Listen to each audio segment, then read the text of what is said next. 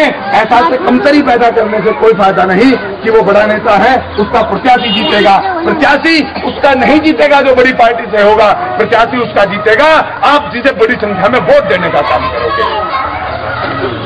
मैं आपको बताना चाहता हूं कि जब इस देश की सुरक्षा का सवाल आता है तो जय जवान का नारा दिया जाता है, और जब इस देश के भरण पोषण करने का सवाल आता है तब जय किसान का नारा दिया जाता है। लेकिन इससे ज्यादा दुर्भाग्य की बात देश में कुछ हो नहीं सकती कि आज पूरे भारत में समूचे राष्ट्र के स्तर पर अगर सबसे ज्यादा खुदकुशी करने वाले परिवारों में से किसी की संख्या है तो जवान और किसान के परिवार की है। इससे ज्यादा दुर्भाग्य की कोई और बात नहीं हो सकती। जब आपके बीच में आए थे सत्ता में शामिल होने के लिए तो बड़े बड़े नारे वादे किए गए थे। एक नारा बड़ी प्रमुखता से उछाला गया था कि कांग्रेस का हाथ गरीब के साथ है, लेकिन जिस हाथ को गरीब के सर पे बताया करते थे आज वो गरीब की गर्दन पर खूनी पंजे की तरह फंसा हुआ है और गरीब का खून चूसने में लगा हुआ है। कहा करते थे कि कृषि नीति बनाएंगे, हमने भी कहा चलिए साहब स्वागत है, आप कृषि नीति बनाइए, किसानों का भला कीजिए।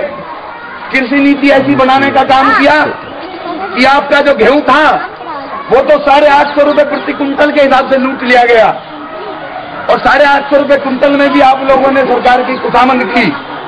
लेकिन जो इटली में ऑस्ट्रेलिया में गोरी चमड़ी वाला किसान गेहूं पैदा करता है उससे 50 लाख टन गेहूं का 1600 रुपए प्रति कुंटल और 2000 रुपए प्रति कुंटल के हिसाब से आयात करने का काम केंद्र सरकार ने किया।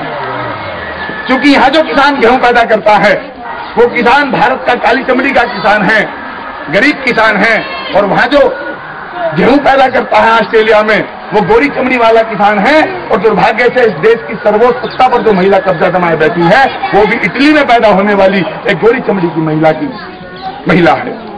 फिर कहा कि शिक्षा नीति बनाएंगे, हमने कहा चलिए शिक्षा नीति बनाइए। शिक्षा नीति ऐसी बनाई कि एनसीईआरटी की 10वीं और 12वीं की किताबों में जाटों को लुटेरा, राजपूतों को देश की गुलामी का जिम्मेदार, ब्राह्मणों को मांसाहारी, बनिए को डंडी मार लिखने लगे। फिर कहा संस्कृति नीति बनाएंगे। संस्कृति नीति ऐसी बनाई कि हमारी आस्था एवं श्रद्धा के केंद्र महात्मा गांधी जी की समाधि पर अमेरिका के कुत्ते चढ़वा दिए। फिर कहने लगे रक्षा नीति बनाएंगे। रक्षा नीति ऐसी बनाई कि भारत के मान सम्मान स्वाभिमान और स्वावलंब को अमेरिका के घुटनों में जाकर गिरवी रख दिया। फिर बोले कानून नीति बनाएंगे।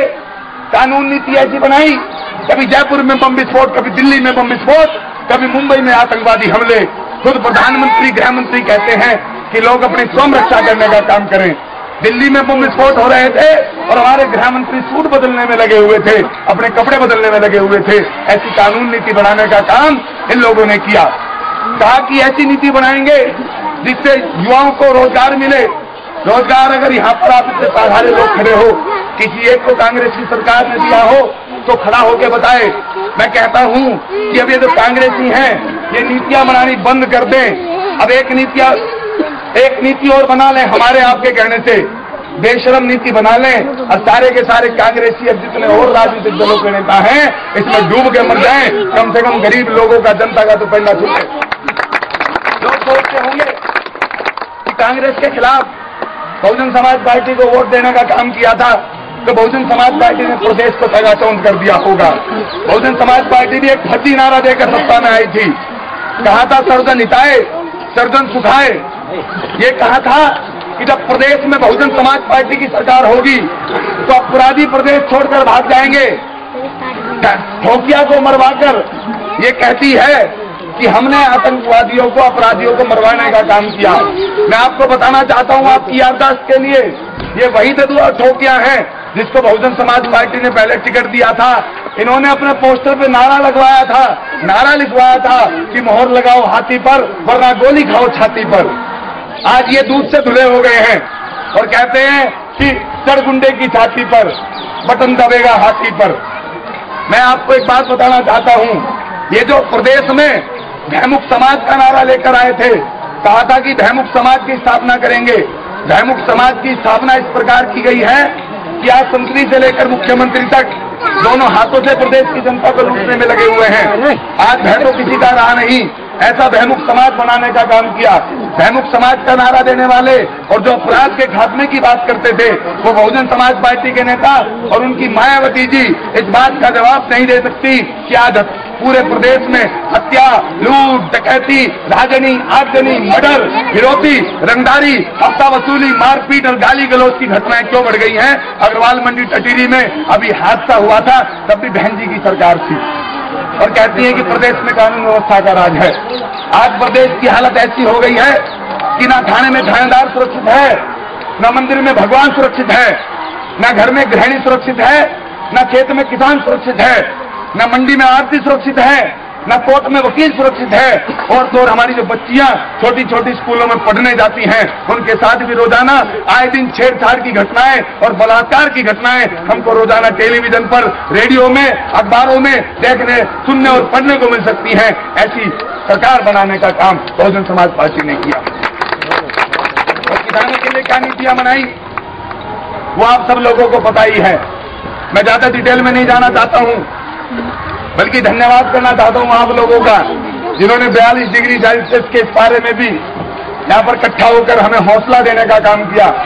मैं आप लोगों को सिर्फ ये कहना चाहता हूं कि हमारी लड़ाई किसी कांग्रेस भाजपा से नहीं है, हमारी लड़ाई किसी गुड्डू पंडित, मुकेश पंडित, किसी अजीत सिंह से नहीं है। हम लोग लड़ना चाहते हैं व्यवस्था के खिलाफ। जब भगत सिंह को फांसी दी जा रही थी तो अंग्रेजी मजिस्ट्रेट ने उसको कहा कि ये नौजवान तेरे चेहरे से बड़ा नूर टपकता है, तू होनहार है, इस देश के नौजवानों को, युवाओं को तुझसे बहुत उम्मीदें हैं। अगर तू एक काम कर दे, एक चिट्ठी लिख कर दे दे कि मैं अंग्रेजी हुकूमत का तख्ता नहीं पलटूंगा, मैं अंग्रेज की सरकार का विरोध नहीं करूंगा, तो मैं तुझे माफ कर दूंगा।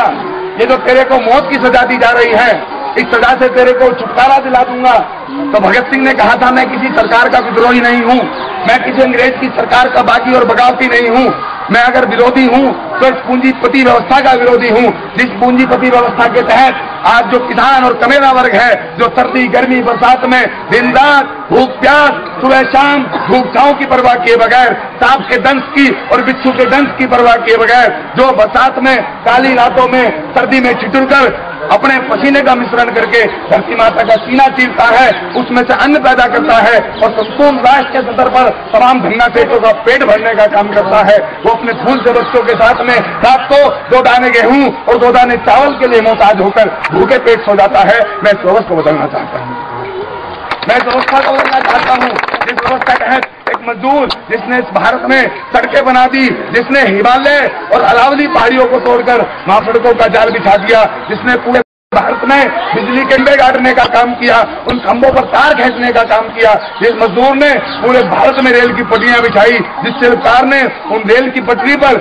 रेल दौड़ाने का किया, जिसने बड़ी बड़ी इमारतें तैयार की, जिसने 5 स्टार 3 स्टार होटल बनाए, जिसने एक दूसरे देशों के आपस में संपर्क स्थापित करने के लिए हवाई जहाज उड़ा दिए हो, उस बेचारे गरीब मजदूर को स्वयं के चलने के लिए साइकिल नसीब न होती हो, सर्दी गर्मी बरसात में सर छुपाने के लिए झोपड़ी नसीब न होती हो। मैं इस व्यवस्था को बदलना चाहता हूं। तो आज सरकार बदलने का प्रश्न नहीं है, आज सांसद बदलने का प्रश्न नहीं है, आज व्यवस्था बदलने का प्रश्न है। अगर ये व्यवस्था नहीं बदलेगी तो जो पूंजीपति व्यवस्था है इस मुल्क को तबाह और बर्बाद कर देगी। मैं आप लोगों को एक बात और बताना चाहता हूं, ये जो लोकसभा क्षेत्र है और ये जो आपका गांव है दत्तनगर, यहाँ पहले बहुत प्यार प्रेम मिला था, कुछ बीच में 1-2 बार मैंने को वादा किया था आने का, मैं किसी कारणवश नहीं आ पाया क्योंकि मेरे साथ में सरकार ने बड़ी दिक्कतें की।